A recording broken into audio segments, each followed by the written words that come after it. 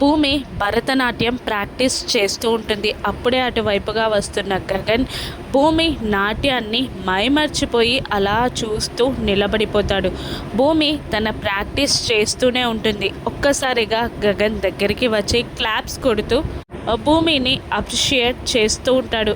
నేను ఇంతవరకు ఇంత మంచి డాన్సర్ని నా జీవితంలో ఇంతకు ముందు ఎప్పుడూ చూడలేదు అంటూ భూమిని అప్రిషియేట్ చేస్తూ ఉంటాడు గగన్. భూమి గగన్ని అలా చూస్తూ నిలబడిపోతుంది. ఐ హ్యావ్ ఏ సొల్యూషన్ అంటాడు గగన్.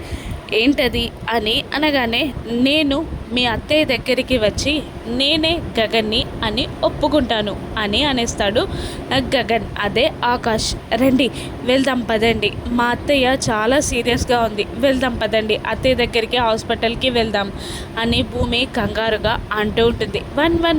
వన్ మినిట్ మేడం, నేను అలా గగన్లా హాస్పిటల్లో ఉన్న మీ అత్తయ్య దగ్గరికి రావాలి అంటే నాదొక కండిషన్ అని అంటాడు గగన్. ఏంటి, నేనేం చేయాలి అని భయంగానే అడుగుతుంది భూమి. మీరు డాన్సర్గా నాతో పాటు డ్యాన్స్ పార్ట్నర్గా నా స్టేజ్ షేర్ చేసుకోవాలి అని అంటూ తనతో కొలాబరేట్ అవ్వమని చేయిని ముందుకు చాపుతాడు గగన్. ఆలోచిస్తూ ఉండిపోతుంది భూమి. ఒక్కసారిగా డాక్టర్లు శారద గురించి చెప్పిన విషయాలన్నీ గుర్తుకొస్తూ ఉంటాయి భూమికి.